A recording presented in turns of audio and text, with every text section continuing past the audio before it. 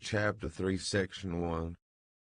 We exchanged little conversation, and he halted at the entrance of Thrushcross Park, saying, I could make no error there. Our audio were limited to a hasty bow, and then I pushed forward, trusting to my own resources. For the porter's lodge is untenanted as yet. The distance from the gate to the grange is 2 miles. I believe I managed to make it 4, what with losing myself among the trees, and sinking up to the neck in snow, a predicament which only those who have experienced it can appreciate. At any rate, whatever were my wanderings, the clock chimed 12 as I entered the house, and that gave exactly an hour for every mile of the usual way from Wuthering Heights.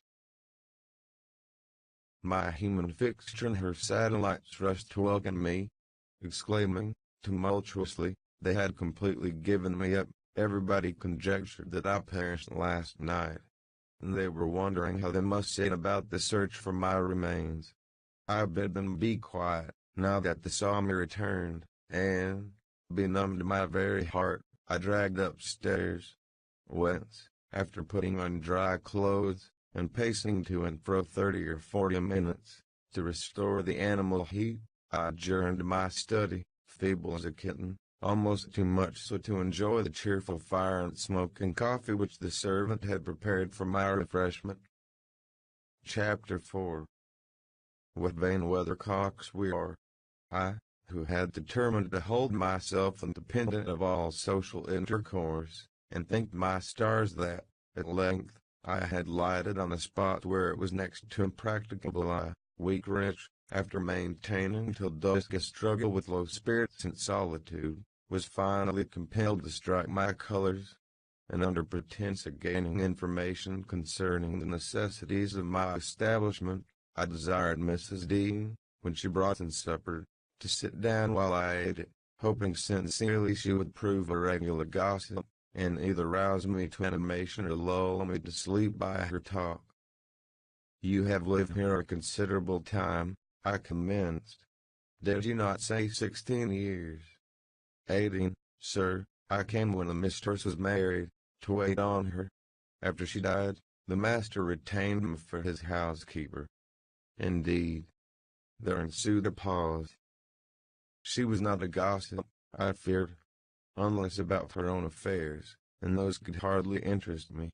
However, having studied for an interval, with a fist on either knee, and a cloud of meditation over her ruddy countenance, she ejaculated, Ah, times are greatly changed since then. Yes, I remarked, you've seen a good many alterations, I suppose. I have, and troubles too, she said. Oh, I will turn the talk on my landlord's family. I thought to myself, a good subject to start.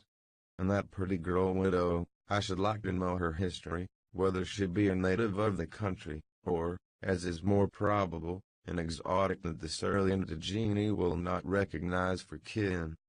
With this intention I asked Mrs. Dean why Heathcliff left Thrushcross Grange, and preferred living in a situation and residence so much inferior.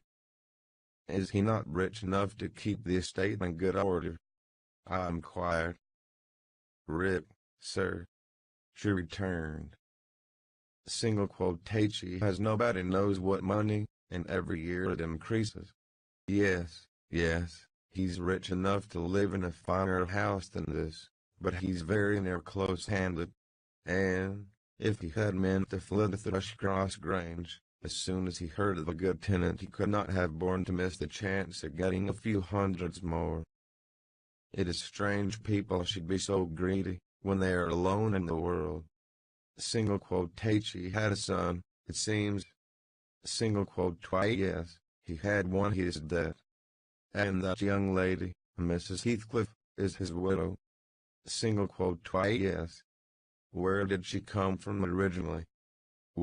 Sir, she is my late master's daughter. Catherine Linton was her maiden name. I nursed her, poor thing. I did wish Mr. Heathcliff would remove here, and then we might have been together again. What? Catherine Linton! I exclaimed, astonished. but a minute's reflection convinced me it was not my ghostly Catherine. Then, I continued, my predecessor's name was Linton. It was. And who was the Earnshaw, Hareton Earnshaw, who lives with Mr. Heathcliff? Are they relations? No. He is the late Mrs. Linton's nephew. The young lady's cousin, then. Single quote twice yes. And her husband was her cousin also, one on the mother's, the other on the father's side. Heathcliff married Mr. Linton's sister. I see the house at Wuthering Heights has Earnshaw carved over the front door. Are they an old family? Real old, sir. And Hareton is the last of them, as our Miss Cathy is of us, I mean, of the Lintons. Have you been to Wuthering Heights? I beg pardon for asking, but I should like to hear how she is. Mrs. Heathcliff. She looked very well, and very handsome. Yet, I think, not very happy. Oh dear, I don't wonder.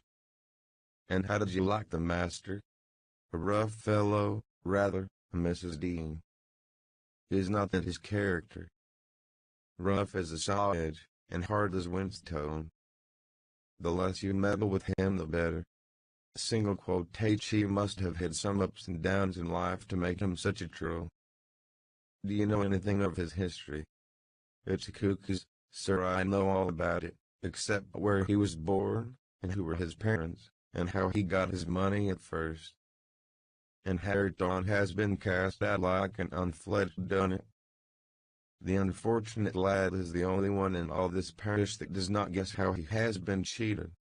Well, Mrs. Dean, it will be a charitable deed to tell me something of my neighbors. I feel I shall not rest if I go to bed. Sober good enough to sit and chat an hour.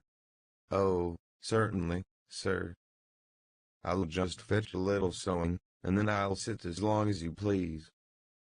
But you've caught cold, I saw you shivering, and you must have some gruel to drive it out. The worthy woman bustled off, and I crouched near the fire. My head felt hot, and the rest of me chill. Moreover, I was excited, almost to a pitch of foolishness, through my nerves and brain. This caused me to feel, not uncomfortable, but rather fearful, as I am still of serious effects from the incidents of today and yesterday. She returned presently, bringing a smoking basin and a basket of work, and, having placed the former on the hob, drew in her seat, evidently pleased to find me so companionable. Before I came to live here, she commenced waiting a farther invitation to her story. I was almost always at Wuthering Heights, because my mother had nursed Mr. Hindley Earnshaw, that was Hareton's father, and I got used to playing with the children. I ran errands too, and helped to make hay, and hung about the farm ready for anything that anybody would set me to. One fine summer morning, it was the beginning of harvest, I remember Mr. Earnshaw, the old master, came downstairs, dressed for a journey, and, after he had told Joseph what was to be done during the day, he turned to Hindley and Cathy, and for I sat eating my porridge with them, and he said, speaking to his son, "No, my bonny man, I'm going to Liverpool today. What shall I bring ye? You may choose what you like, only let it be little, for I shall walk there and back, 60 miles each way. That is a long spell." Hindley named a fiddle, and then he asked Miss Cathy. She was hardly 6 years old, but she could ride any horse in the stable, and she chose a whip. He did not forget me, for he had a kind heart, though he was rather severe sometimes. He promised to bring me a pocket full of apples and pears, and then he kissed his children, said good-bye, and set off. It seemed a long while to us all the 3 days of his absence, and often did little Cathy ask when he would be home. Mrs. Earnshaw expected him by supper time on the third evening, and she put the meal off hour after hour. There were no signs of his coming, however, and at last the children got tired of running down to the gate to look. Then it grew dark. She would have had them to bed, but begged sadly to be allowed to stay up. And, just about 11 o'clock, the door latch was raised quietly, and in stepped the master. He threw himself into a chair, laughing and groaning, and bid them all stand off, for he was nearly killed. He would not have such another walk for the three kingdoms. And at the end of it to be flighted to death, he said, opening his greatcoat, which he held bundled up in his arms. See here, wife. I was never so beaten with anything in my life, but you must e'en take it as a gift of God, though it's as dark almost as if it came from the devil. We crowded round, and over Miss Cathy's head I had a peep at a dirty, ragged, black-haired child, big enough both to walk and talk. Indeed, its face looked older than Catherine's, yet when it was set on its feet, it only stared round, and repeated over and over again some gibberish that nobody could understand. I was frightened, and Mrs. Earnshaw was ready to fling it out of doors. She let fly up, asking how he could fashion to bring that gypsy brat into the house, when they had their own bairns to feed and fend for. What he meant to do with it, and whether he were mad. The master tried to explain the matter, but he was really half dead with fatigue, and all that I could make out, amongst her scolding, was a tale of his seeing it starving, and houseless, and as good as dumb, in the streets of Liverpool, where he picked it up and inquired for its owner.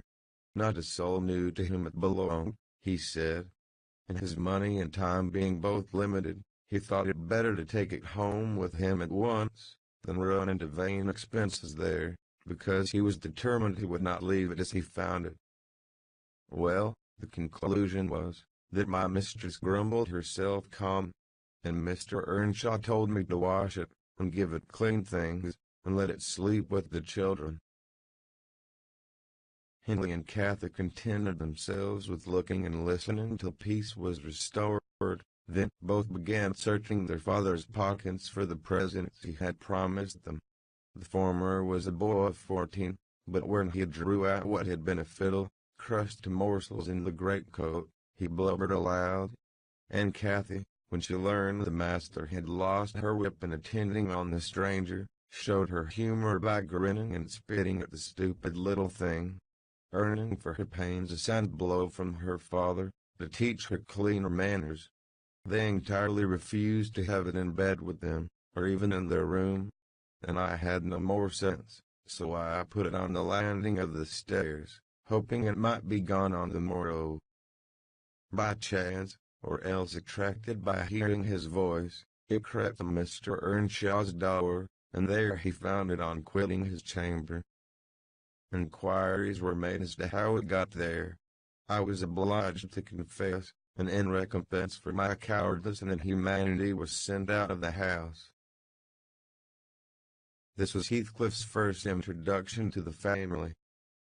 On coming back a few days afterwards, for I did not consider my banishment perpetual, I found they had christened him Heathcliff. It was the name of a son who died in childhood, and it has served him ever since, both for Christian and surname.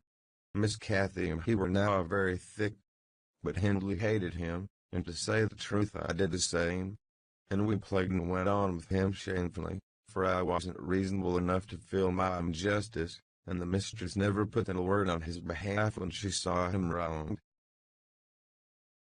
He seemed a sullen, patient child, hardened, perhaps, to ill treatment. He would stand Hindley's blows without winking or shedding a tear, and my pinches moved him only to draw in the breath and open his eyes, as if he had hurt himself by accident, and nobody was to blame. This utterance made old Earnshaw furious, when he discovered his son persecuting the poor fatherless child, as he called him. He took to Heathcliff strangely, believing all he said. For that matter, he said precious little, and generally the truth, and petting him up far above Cathy, who was too mischievous and wayward for favor. So, from the very beginning, he bred bad feeling in the house, and at Mrs. Earnshaw's death, which happened in less than 2 years after, the young master had learned to regard his father as an oppressor rather than a friend, and Heathcliff as a usurper of his parents' affections and his privileges, and he grew bitter with brooding over these injuries. I sympathized a while, but when the children fell ill of the measles, and I had to tend them, and take on me the cares of a woman at once, I changed my idea. Heathcliff was dangerously sick, and while he lay at the worst he would have me constantly by his pillow. I suppose he felt I did a good deal for him, and he hadn't wit to guess that I was compelled to do it. However, I will say this, he was the quietest child that ever nurse watched over. The difference between him and the others forced me to be less partial. Kathy and her brother harassed me terribly. He was as uncomplaining as a lamb, though hardness, not gentleness, made him give little trouble. He got through, and the doctor affirmed it was in a great measure owing to me, and praised me for my care. I was vain of his commendations, and softened towards the being by whose means I earned them, and thus Henley lost his last ally. Still I couldn't dote on Heathcliff, and I wondered often what my master saw to admire so much in the sullen boy, who never, to my recollection, repaid his indulgence by any sign of gratitude. He was not insolent to his benefactor, he was simply insensible, though knowing perfectly the hold he had on his heart, and conscious he had only to speak and all the house would be obliged to bend to his wishes. As an instance, I remember Mr. Earnshaw once bought a couple of colts at the parish fair, and gave the lads each one. Heathcliff took the handsomest, but it soon fell lame, and when he discovered it, he said to Henley, "You must exchange horses with me, I don't like mine. And if you won't I shall tell your father of the 3 thrashings you've given me this week, and show him my arm, which is black to the shoulder." Henley put out his tongue, and cuffed him over the ears. "You'd better do it at once," he persisted, escaping to the porch. They were in the stable. "You'll have to, and if I speak of these blows, you'll get them again with interest." "Off, dog!" cried Henley, threatening him with an iron weight used for weighing potatoes and hay. "Throw it," he replied, standing still, "and then I'll tell how you boasted that you would turn me out of doors as soon as he died, and see whether he will not turn you out directly." Henley threw it, hitting him on the breast, and down he fell, but staggered up immediately, breathless and white. And, had not I prevented it, he would have gone justly to the master, and got full revenge by letting his condition plead for him, intimating who had caused it. "Take my colt, gypsy, then," said young Earnshaw, "and I pray that he may break your neck. Take him, and be damned, you beggarly interloper, and wheedle my father out of all he has, only afterwards show him what you are, imp of Satan. And take that, I hope he'll kick out your brains." Heathcliff had gone to loose the beast, and shift it at his own stall. He was passing behind it, when Henley finished his speech by knocking him under its feet, and without stopping to examine whether his hopes were fulfilled, ran away as fast as he could. I was surprised to witness how coolly the child gathered himself up, and went on with his intention, exchanging saddles and all, and then sitting down on a bundle of hay to overcome the qualm which the violent blow occasioned, before he entered the house. I persuaded him easily to let me lay the blame of his bruises on the horse. He minded little what tale was told, since he had what he wanted. He complained so seldom, indeed, of such stirs as these, that I really thought him not vindictive. I was deceived completely, as you will hear. Chapter 5. In the course of time Mr. Earnshaw began to fail. He had been active and healthy, yet his strength left him suddenly, and when he was confined to the chimney corner he grew grievously irritable.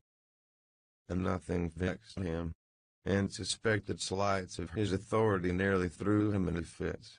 This was especially to be remarked if anyone attempted to impose upon, or domineer over, his favorite. He was painfully jealous lest a word should be spoken amiss to him, seeming to have got into his head the notion that, because he liked Heathcliff, all hated, and longed to do him ill turn. It was a disadvantage to the lad, for the kinder among us did not wish to fret the master, so we humored his partiality, and that humoring was rich nourishment to the child's pride and black tempers. Still it became in a manner necessary. Twice, or thrice, Henley's manifestation of scorn, while his father was near, roused the old man to a fury. He seized his stick to strike him, and shook with rage that he could not do it. At last, we had a curate then who made the living answer by teaching the little Lintons and Earnshaws, and farming his bit of land himself, advised that the young man should be sent to college. And Mr. Earnshaw agreed, though with a heavy spirit, for he said Hindley was not, and would never thrive as where he wandered. I hope heartily we should have peace now. It hurt me to think the master should be made uncomfortable by his own good deed. I fancied the discontent of age and disease arose from his family disagreements, as he would have it that it did. Really, you know, sir, it was in his sinking frame. We might have got on tolerably, notwithstanding, but for two people, Miss Cathy, and Joseph, the servant. You saw him, I dare say, up yonder. He was, and is yet most likely, the wearisomest self-righteous Pharisee that ever ransacked the Bible to rake the promises to himself and fling the curses to his neighbors. By his naked sermonizing and pious discoursing, he contrived to make a great impression on Mr. Earnshaw, and the more feeble the master became, the more influence he gained. He was relentless in worrying him about his soul's concerns, and about ruling his children rigidly. He encouraged him to regard Hindley as a reprobate, and, night after night, he regularly grumbled out a long string of tales against Heathcliff and Catherine, always minding to flatter Earnshaw's weakness by heaping the heaviest blame on the latter. Certainly she had ways with her such as I never saw a child take up before, and she put all of us past our patience 50 times and oftener in a day. From the hour she came downstairs till the hour she went to bed, we had not a minute's security that she wouldn't be in mischief. Her spirits were always at high water mark, her tongue always going singing, laughing, and plaguing everybody who would not do the same. A wild, wicked slip she was, but she had the bonniest eye, the sweetest smile, and lightest foot in the parish, and, after all, I believe she meant no harm. For when once she made you cry in good earnest, it seldom happened that she would not keep you company, and oblige you to be quiet that you might comfort her. She was much too fond of Heathcliff.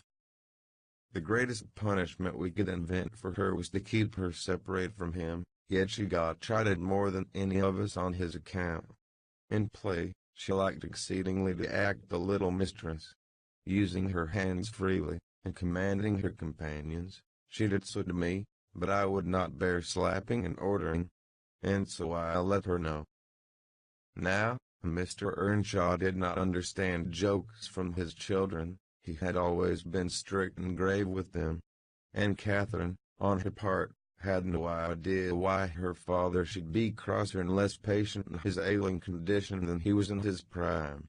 His peevish reproofs wakened in her naughty delight to provoke him. She was never so happy as when we were all scolding her at once, and she defying us with her bold, saucy look, and her ready words, turning Joseph's religious curses into ridicule, baiting me, and doing just what her father hated most, showing how her pretended insolence, which he thought real, had more power over Heathcliff than his kindness, how the boy would do her bidding in anything, and his only when it suited his own inclination.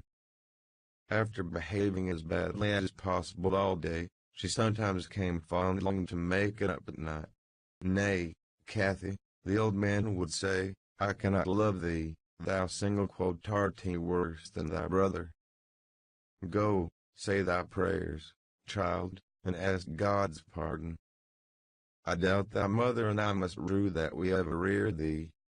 That made her cry, at first, and then being repulsed continually hardened her, and she laughed if I told her to say she was sorry for her faults, and begged to be forgiven. But the hour came, At last, that ended Mr. Earnshaw's troubles on earth. He had died quietly in his chair one October evening, seated by the fireside. A high wind blustered round the house, and roared in the chimney. It sounded wild and stormy, yet it was not cold, and we were all together, I, a little removed from the hearth, busy at my knitting, and Joseph reading his Bible near the table, for the servants generally sat in the house then, after their work was done. Miss Cathy had been sick, and that made her still. She leaned against her father's knee, and Heathcliff was lying on the floor with his head in her lap. I remember the master, before he fell into a doze, stroking her bonny hair. It pleased him rarely to see her gentle and saying, "We canst thou not always be a good lass, Cathy?" And she turned her face up to his, and laughed, and answered, "We cannot you always be a good man, father?" But as soon as she saw him vexed again, she kissed his hand, and said she would sing him to sleep. She began singing very low, till his fingers dropped from hers, and his head sank on his breast. Then I told her to hush, and not stir, for fear she should wake him. We all kept as mute as mice a full half-hour, and should have done so longer, only Joseph, having finished his chapter, got up and said that he must rouse the master for prayers in bed. He stepped forward, and called him by name, and touched his shoulder. But he would not move, so he took the candle and looked at him. I thought there was something wrong as he set down the light, and seizing the children each by an arm, whispered them to frame upstairs, and make little din they might pray alone the evening he had something to do. "I shall bid father good night first," said Catherine, putting her arms round his neck, before we could hinder her. The poor thing discovered her loss directly she screamed out, "Oh, he's dead, Heathcliff! He's dead!" And both set up a heartbreaking cry. I joined my wail to theirs, loud and bitter. But Joseph asked what we could be thinking of to roar in that way over a saint in heaven. He told me to put on my cloak and run to Gummerton for the doctor and the parson. I could not guess the use that either would be of, then. However, I went, through wind and rain, and brought one, the doctor, back with me. The other said he would come in the morning. Leaving Joseph to explain matters, I ran to the children's room. Their door was ajar. I saw they had never lain down, though it was past midnight. But they were calmer, and did not need me to console them.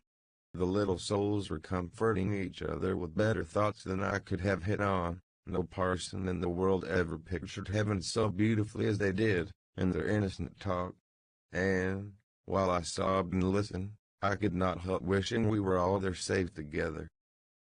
Chapter 6. Mr. Hindley came home to the funeral, and a thing that amazed us, and set the neighbors gossiping right and left. He brought a wife with him. What she was, and where she was born, he never informed us. Probably, she had neither money nor name to recommend her, or he would scarcely have kept the union from his father. She was not one that would have disturbed the house much on her own account. Every object she saw, the moment she crossed the threshold, appeared to delight her, and every circumstance that took place about her, except the preparing for the burial, and the presence of the mourners. I thought she was half silly, from her behavior while that went on. She ran into her chamber, and made me come with her, though I should have been dressing the children, and there she sat shivering and clasping her hands, and asking repeatedly, "Are they gone yet?" Then she began describing with hysterical emotion the effect it produced on her to see black, and started, and trembled, and, at last, fell weeping, and when I asked what was the matter, answered, she didn't know, but she felt so afraid of dying. I imagined her as little likely to die as myself.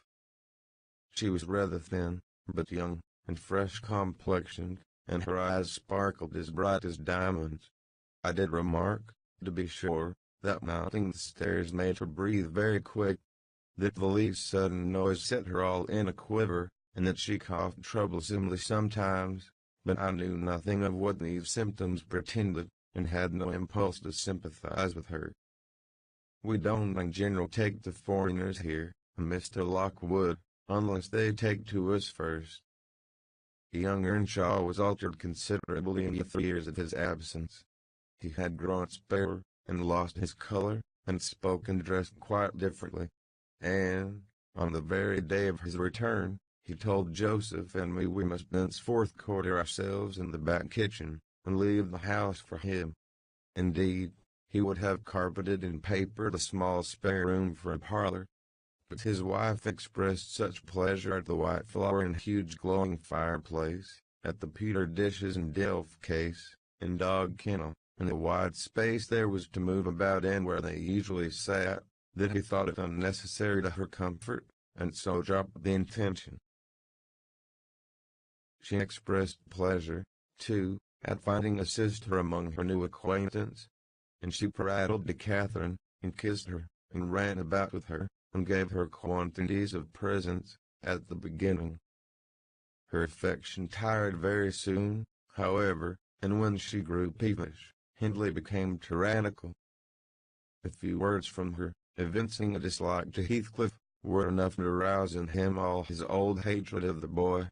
He drove him from their company to the servants, deprived him of the instructions of the curate, and insisted that he should labor out of doors instead, compelling him to do so as hard as any other lad on the farm. Heathcliff bore his degradation pretty well at first, because Cathy taught him what she learned, and worked or played with him in the fields. They both promised fair to grow up as rude as savages, the young master being entirely negligent how they behaved, and what they did, so they kept clear of him. He would not even have seen after their going to church on Sundays, only Joseph and the curate reprimanded his carelessness when they absented themselves, and that reminded him to order Heathcliff a flogging, and Catherine a fast from dinner or supper. But it was one of their chief amusements to run away to the moors in the morning and remain there all day, and the after punishment grew a mere thing to laugh at. The curate might say as many chapters as he pleased for Catherine to get by heart, and Joseph might thrash Heathcliff till his arm ached. They forgot everything the minute they were together again, at least the minute they had contrived some naughty plan of revenge. And many a time I've cried to myself to watch them growing more reckless daily, and I not daring to speak a syllable, for fear of losing the small power I still retained over the unfriended creatures. One Sunday evening, it chanced that they were banished from the sitting-room, for making a noise, or a light offense of the kind, and when I went to call them to supper, I could discover them nowhere. We searched the house, above and below, and the yard and the stables. They were invisible, and, at last, Hindley in a passion told us to bolt the doors, and swore nobody should let them in that night. The household went to bed, and I, too, anxious to lie down, opened my lattice and put my head out to hearken, though it rained, determined to admit them in spite of the prohibition, should they return. In a while, I distinguished steps coming up the road, and the light of a lantern glimmered through the gate. I threw a shawl over my head and ran to prevent them from waking Mr. Earnshaw by knocking. There was Heathcliff, by himself. It gave me a start to see him alone. "Where is Miss Catherine?" I cried hurriedly. "No accident, I hope." "At Thrushcross Grange," he answered. "And I would have been there too, but they had not the manners to ask me to stay." "Well, you will catch it," I said. "You'll never be content till you were sent about your business." "What in the world led you wandering to Thrushcross Grange?" "Let me get off my wet clothes, and I'll tell you all about it, Nelly," he replied. I bid him beware of rousing the master, and while he undressed and I waited to put out the candle, he continued. "Cathy and I escaped from the wash-house to have a ramble at liberty, and getting a glimpse of the Grange lights, we thought we would just go and see whether the Lintons passed their Sunday evening standing shivering in corners, while their father and mother sat eating and drinking, and singing and laughing, and burning their eyes out before the fire. Do you think they do? Or reading sermons, and being catechized by their manservant, and set to learn a column of scripture names, if they don't answer properly? Probably not, I responded. They're good children, no doubt, and don't deserve the treatment you receive for your bad conduct. Don't can't. Nellie, he said, nonsense. We ran from the top of the heights to the park, without stopping, Catherine completely beaten in the race, because she was barefoot. You'll have to seek for her shoes in the bog tomorrow. We crept through a broken hedge, groped our way up the path, and planted ourselves on a flower plot under the drawing-room window. The light came from thence. They had not put up the shutters, and the curtains were only half closed. Both of us were able to look in by standing on the basement, and clinging to the ledge, and we saw it was beautiful, a splendid place carpeted with crimson, and crimson-covered chairs and tables, and the pure white ceiling bordered by gold, a shower of glass drops hanging in silver chains from the center, and shimmering with little soft tapers. Old Mr. and Mrs. Linton were not there. Edgar and his sisters had it entirely to themselves. Shouldn't they have been happy? We should have thought ourselves in heaven. And now, guess what your good children were doing? Isabella, I believe she is 11, a year younger than Kathy, lay screaming at the farther end of the room, shrieking as if witches were running red-hot needles into her. Edgar stood on the hearth weeping silently, and in the middle of the table sat a little dog, shaking its paw and yelping, which, from their mutual accusations, we understood they had nearly pulled into between them. The idiots. That was their pleasure. To quarrel who should hold a heap of warm hair, and each began to cry because both, after struggling to get it, refused to take it. We laughed outright at the petted things. We did despise them. When would you catch me wishing to have what Catherine wanted? Or find us by ourselves, seeking entertainment and yelling, and sobbing, and rolling on the ground, divided by the whole room. I'd not exchange, for 1,000 lives, my condition here, for Edgar Linton's at Thrushcross Grange, not if I might have the privilege of flinging Joseph off the highest gable, and painting the house front with Hindley's blood. Hush, hush, I interrupted. Still you have not told me, Heathcliff, how Catherine is left behind. I told you, we laughed, he answered. The Lintons heard us, and with one accord they shot like arrows to the door. There was silence, and then a cry, "Oh, Mama, Mama! Oh, Papa! Oh, Mama, come here! Oh, Papa, oh!" They really did howl out something in that way. We made frightful noises to terrify them still more, and then we dropped off the ledge, because somebody was drawing the bars, and we felt we had better flee. I had Kathy by the hand, and was urging her on, when all at once she fell down. "Run, Heathcliff, run," she whispered. "They have let the bulldog loose, and he holds me." The devil had seized her ankle. Nellie, I heard his abominable snorting. She did not yell out no. She would have scorned to do it, if she had been spitted on the horns of a mad cow. I did, though. I vociferated curses enough to annihilate any fiend in Christendom, and I got a stone and thrust it between his jaws, and tried with all my might to cram it down his throat. The beast of a servant came up with a lantern, at last, shouting, "Keep fast, skulker, keep fast." He had changed his note, however, when he saw Skulker's game. The dog was throttled off, his huge, purple tongue hanging half a foot out of his mouth, and his pendant lips streaming with bloody slaver. The man took Kathy up. She was sick, not from fear, I'm certain, but from pain. He carried her in. I followed, grumbling execrations and vengeance. "What, pray, Robert?" hailed Linton from the entrance. Skulker has caught a little girl, sir, he replied. And there's a lad here, he added, making a clutch at me, who looks out at her. Very like the robbers were for putting them through the window to open the doors to the gang after all were asleep, that they might murder us at their ease. Hold your tongue, you foul-mouthed thief, you shall go to the gallows for this. Mr. Linton, sir, don't lay by your gun. No, no, Robert, said the old fool. The rascals knew that yesterday was my rent day, they thought to have me cleverly. Come in, I will furnish them a reception. There, John, fasten the chain. Give Skulker some water, Jenny. To beard a magistrate in his stronghold, and on the Sabbath, too. Where will their insolence stop? Oh, my dear Mary, look here.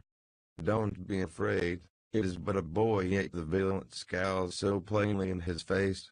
Would it not be a kindness to the country to hang him at once, before he shows his nature in acts as well as features?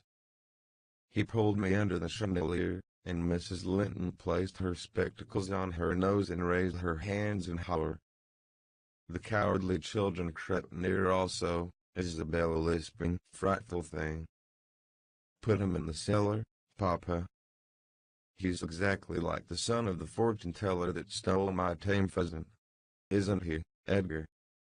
While they examined me, Kathy came round.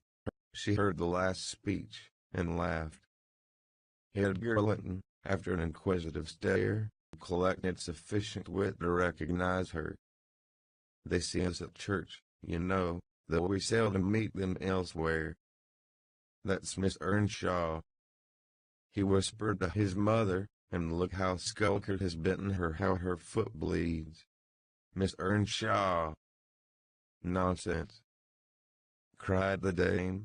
"Miss Earnshaw scouring the country with a gypsy. And yet, my dear, the child is in mourning, surely it is, and she may be lamed for life. What culpable carelessness in her brother!" exclaimed Mr. Linton, turning from me to Catherine.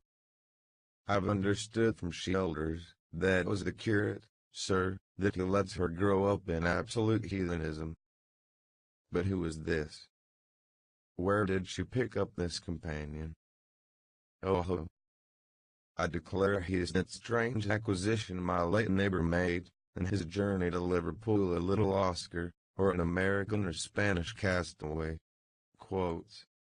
A wicked boy, at all events, remarked the old lady, and quite unfit for a decent house. Did you notice his language, Linton? I'm shocked that my children should have heard it. I recommend cursing Don Single, quoting be angry, Nellie, and so Robert was ordered to take me off. I refused to go without Kathy. He dragged me into the garden, pushed the lantern into my hand, assured me that Mr. Earnshaw should be informed of my behavior, and, bidding me march directly, secured the door again. The curtains were still looped up at one corner, and I resumed my station as spy, because, if Catherine had wished to return, I intended shattering their great glass panes to a million of fragments, unless they let her out. She sat on the sofa quietly. Mrs. Linton took off the grey cloak of the dairymaid which we had borrowed for our excursion, shaking her head and expostulating with her. I suppose she was a young lady, and they made a distinction between her treatment and mine. Then the woman servant brought a basin of warm water, and washed her feet. And Mr. Linton mixed a tumbler of negus, and Isabella emptied a plateful of cakes into her lap, and Edgar stood gaping at a distance. Afterwards, they dried and combed her beautiful hair, and gave her a pair of enormous slippers, and wheeled her to the fire. And I left her, as merry as she could be, dividing her food between the little dog and the Skulker, whose nose she pinched as he ate, and kindling a spark of spirit in the vacant blue eyes of the Lintons, a dim reflection from her own enchanting face. I saw they were full of stupid admiration.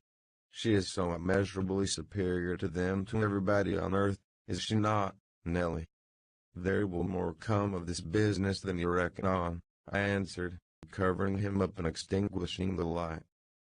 You are incurable, Heathcliff, and Mr. Hindley will have to proceed to extremities, see if he won't. My words came truer than I desired. The luckless adventurer made Earnshaw furious, and then Mr. Linton, to mend matters, paid us a visit himself on the morrow, and read the young master such a lecture on the road he guided his family, that he was stirred to look about him, in earnest. Heathcliff received no flogging, but he was told that the first word he spoke to Miss Catherine should ensure a dismissal, and Mrs. Earnshaw undertook to keep her sister-in-law in due restraint when she returned home, employing art, not force. With force she would have found it impossible. Chapter 7. Cathy stayed at Thrushcross Grange 5 weeks, till Christmas. By that time her ankle was thoroughly cured, and her manners much improved. The mistress visited her often in the interval, and commenced her plan of reform by trying to raise her self-respect with fine clothes and flattery, which she took readily, so that, instead of the wild, hatless little savage jumping into the house, and rushing to squeeze us all breathless, there lighted from a handsome black pony a very dignified person, with brown ringlets falling from the cover of a feathered beaver, and a long cloth habit, which she was obliged to hold up with both hands that she might sail in. Hindley looked at her from her horse, exclaiming delightedly, "Wee, Cathy, you are quite a beauty. I should scarcely have known you, you look like a lady now. Isabel Linton is not to be compared with her, is she, Francis?" "Isabel has not her natural advantages," replied his wife, "but she must mind and not grow old again here. Ellen, help Miss Catherine off with her things. Stay, dear, you will disarrange your curls. Let me untie your hat." I removed the habit, and there shone forth beneath the grand plaid silk frock, white trousers, and burnished shoes, and, while her eyes sparkled joyfully when the dogs came bounding up to welcome her, she dared hardly touch them lest they should fawn upon her splendid garments. She kissed me gently. I was all flour making the Christmas cake, and it would not have done to give me a hug. And then she looked round for Heathcliff.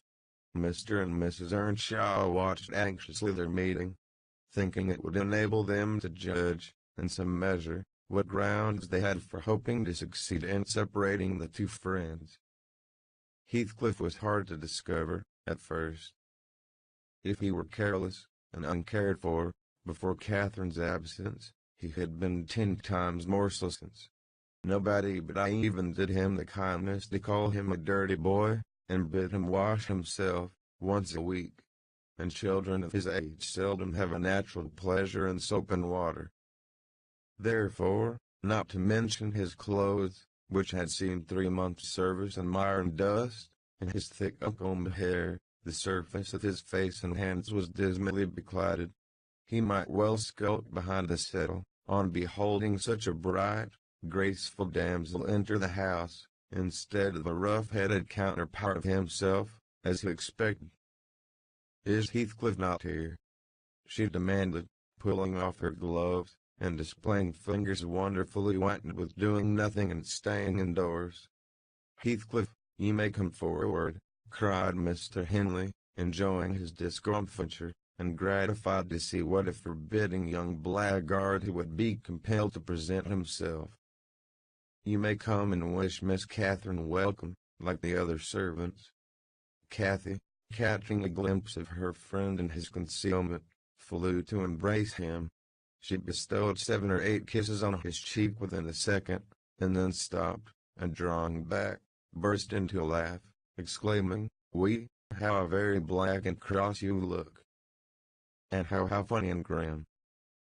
But that's because I'm used to Edgar and Isabel Linton." "Well, Heathcliff, have you forgotten me?" She had some reason to put the question, for shame and pride threw double gloom over his countenance, and kept him immovable. "Shake hands, Heathcliff," said Mr. Earnshaw, condescendingly, "once in a way that is permitted." "I shall not," replied the boy, finding his tongue at last. "I shall not stand to be laughed at. I shall not bear it." And he would have broken from the circle, but Miss Cathy seized him again. "I did not mean to laugh at you," she said. "I could not hinder myself, Heathcliff. Shake hands at least. What are you sulky for?" "It was only that you look odd. If you wash your face and brush your hair, it will be all right, but you are so dirty." She gazed concernedly at the dusky fingers she held in her own, and also at her dress, which she feared had gained no embellishment from its contact with his. "You needn't have touched me," he answered, following her eye and snatching away his hand. "I shall be as dirty as I please, and I like to be dirty, and I will be dirty." With that he dashed headforemost out of the room, amid the merriment of the master and mistress, into the serious disturbance of Catherine, who could not comprehend how her remarks should have produced such an exhibition of bad temper. After playing lady's maid to the newcomer, and putting my cakes in the oven, and making the house and kitchen cheerful with great fires, befitting Christmas Eve, I prepared to sit down and amuse myself by singing carols, all alone, regardless of Joseph's affirmations that he considered the merry tunes I chose as next door to songs. He had retired to private prayer in his chamber, and Mr. and Mrs. Earnshaw were engaging Missy's attention by sundry gay trifles bought for her to present to the little Lintons, as an acknowledgment of their kindness. They had invited them to spend the morrow at Wuthering Heights, and the invitation had been accepted, on one condition. Mrs. Linton begged that her darlings might be kept carefully apart from that naughty swearing boy. Under these circumstances I remained solitary. I smelt the rich scent of the heating spices, and admired the shining kitchen utensils, the polished clock, decked in holly, the silver mugs arranged on a tray ready to be filled with mulled ale for supper, and above all, the speckless purity of my particular care, the scoured and well-swept floor. I gave due inward applause to every object, and then I remembered how old Earnshaw used to come in when all was tidy, and call me a canned lass, and slip a shilling into my hand as a Christmas box. And from that I went on to think of his fondness for Heathcliff, and his dread lest he should suffer neglect after death had removed him, and it naturally led me to consider the poor lad's situation now, and from singing I changed my mind to crying. It struck me soon, however, there would be more sense in endeavoring to repair some of his wrongs than shedding tears over them. I got up and walked into the court to seek him. He was not far. I found him smoothing the glossy coat of the new pony in the stable, and feeding the other beasts, according to custom. "Make haste, Heathcliff," I said, "the kitchen is so comfortable, and Joseph is upstairs. Make haste, and let me dress you smart before Miss Cathy comes out, and then you can sit together, with the whole hearth to yourselves, and have a long chatter till bedtime." He proceeded with his task, and never turned his head towards me.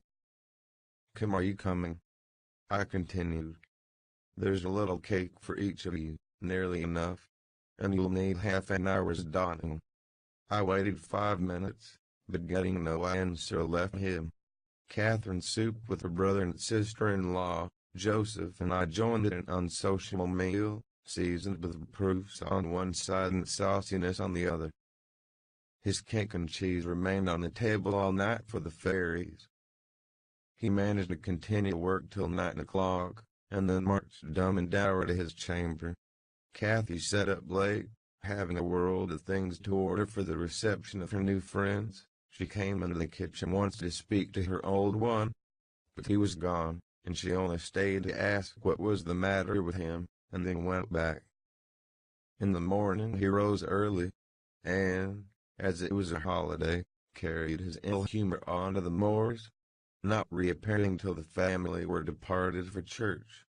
Fasting and reflection seemed to have brought him to a better spirit. He hung about him for a while, and having screwed up his courage, exclaimed abruptly, "Nelly, make me decent, I'm going to be good." "High time, Heathcliff," I said. "You have grieved Catherine. She's sorry she ever came home, I dare say. It looks as if you envied her, because she is more thought of than he." The notion of envying Catherine was incomprehensible to him, but the notion of grieving her he understood clearly enough. "Did she say she was grieved?" he inquired, looking very serious. "She cried when I told her you were off again this morning." "Well, I cried last night," he returned, "and I had more reason to cry than she." Single quote twice. "Yes, you had the reason of going to bed with a proud heart and an empty stomach," said I. "Proud people breed sad sorrows for themselves. But, if you be ashamed of your Tachina's, you must ask pardon, mind, when she comes in. You must go up and offer to kiss her, and say you know best what to say. Only do it heartily, and not as if you thought her converted into a stranger by her grand dress. And now, though I have dinner to get ready, I'll still time to arrange you so that Edgar Linton shall look quite a doll beside you, and if he does. You are younger, and yet, I'll be bound, you are taller and twice as broad across the shoulders. You could knock him down in a twinkling. Don't you feel that you could?" Heathcliff's face brightened a moment. Then it was overcast afresh, and he sighed. "But, Nellie, if I knocked him down 20 times, that wouldn't make him less handsome or me more so. I wish I had light hair and a fair skin, and was dressed and behaved as well, and had a chance of being as rich as he will be. And cried for Mama at every turn," I added, "and trembled if a country lad heaved his fist against you, and sat at home all day for a shower of rain. Oh, Heathcliff, you are showing a poor spirit. Come to the glass, and I'll let you see what you should wish. Do you mark those 2 lines between your eyes, and those thick brows, that, instead of rising arched, sink in the middle, and that couple of black fiends, so deeply buried, who never open their windows boldly, but lurk glinting under them, like devil's spies? Wish and learn to smooth away the surly wrinkles, to raise your lids frankly, and change the fiends to confident, innocent angels, suspecting and doubting nothing, and always seeing friends when they are not sure of foes. Don't get the expression of a vicious cur that appears to know the kicks that gets her its desert, and yet hates all the world, as well as the kicker, for what it suffers. In other words, I must wish for Edgar Linton's great blue eyes and even forehead," he replied. "I do, and that won't help me to them. A good heart will help you to a bonny face, my lad," I continued, "if it were regular black, and a bad one will turn the bonniest into something worse than ugly. And now that we've done washing, and combing, and sulking, tell me whether you don't think yourself rather handsome." "I'll tell you, I do. You were fit for a prince in disguise. Who knows but your father was Emperor of China, and your mother an Indian queen, each of them able to buy up, with 1 week's income, Wuthering Heights and Thrushcross Grange together. And you were kidnapped by wicked sailors and brought to England. Were I in your place, I would frame high notions of my birth, and the thoughts of what I was should give me courage and dignity to support the oppressions of a little farmer." So I chattered on, and Heathcliff gradually lost his frown and began to look quite pleasant, when all at once our conversation was interrupted by a rumbling sound moving up the road and entering the car. He ran to the window and out to the door, just in time to behold the 2 Lintons descend from the family carriage, smothered in cloaks and furs, and the Earnshaws dismount from their horses. They often rode to church in winter. Catherine took a hand of each of the children, and brought them into the house and set them before the fire, which quickly put color into their white faces. I urged my companion to hasten now and show his amiable humor, and he willingly obeyed. But ill luck would have it that, as he opened the door leading from the kitchen on one side, Hindley opened it on the other. The mate, and the master, irritated at seeing him clean and cheerful, or, perhaps, eager to keep his promise to Mrs. Linton, shoved him back with a sudden thrust, and angrily bade Joseph keep the fellow out of the room, send him into the garret till dinner is over. He'll be cramming his fingers in the tarts and stealing the fruit, if left alone with them a minute. Nay, sir, I could not avoid answering, he'll touch nothing, not he, and I suppose he must have his share of the dainties as well as we. Single quotate, he shall have his share of my hand, if I catch him downstairs till dark, cried Hindley. Begone, ye vagabond. What? You are attempting the coxcomb, are ye? Wait till I get hold of those elegant locks, see if I won't pull them a bit longer. They're long enough already, observed Master Linton, peeping from the doorway. I wonder they don't make his head ache. It's like a colt's mane over his eyes. He ventured this remark without any intention to insult, but Heathcliff's violent nature was not prepared to endure the appearance of impertinence from one whom he seemed to hate. Even then, as a rival, he seized the tureen of hot apple sauce, the first thing that came under his gripe, and dashed it full against the speaker's face and neck, who instantly commenced a lament that brought Isabel and Catherine hurrying to the place. Mr. Earnshaw snatched up the culprit directly and conveyed him to his chamber, where, doubtless, he administered the rough remedy to cool the fit of passion, for he appeared red and breathless. I got the dishcloth, and rather spitefully scrubbed Edgar's nose and mouth, affirming it served him right for meddling. His sister began weeping to go home, and Cathy stood by confounded, blushing for all. You should not have spoken to him, she expostulated with Master Linton. Single quotate, she was in a bad temper, and now you've spoiled your visit, and he will be flogged. I hate him to be flogged. I can't eat my dinner. Why did you speak to him, Edgar? I didn't, sobbed the youth, escaping from my hands, and finishing the remainder of the purification with his cambric pocket handkerchief. I promised Mamma that I wouldn't say one word to him, and I didn't. Well, don't cry, replied Catherine, contemptuously. You're not killed. Don't make more mischief. My brother's coming, be quiet. Hush, Isabella. Has anybody heard you? There, children, to your seats, cried Hindley, bustling in. That brute of a lad has warmed me nicely. Next time, Master Edgar, take the law into your own fists, it will give you an appetite. The little party recovered its equanimity at sight of the fragrant feast. They were hungry after their ride, and easily consoled, since no real harm had befallen them. Mr. Earnshaw carved bountiful platefuls, and the mistress made them merry with lively talk. I waited behind her chair, and was pained to behold Catherine, with dry eyes and an indifferent air, commence cutting up the wing of a goose before her. And in feeling child, I thought to myself, how lightly she dismisses her old playmate's troubles.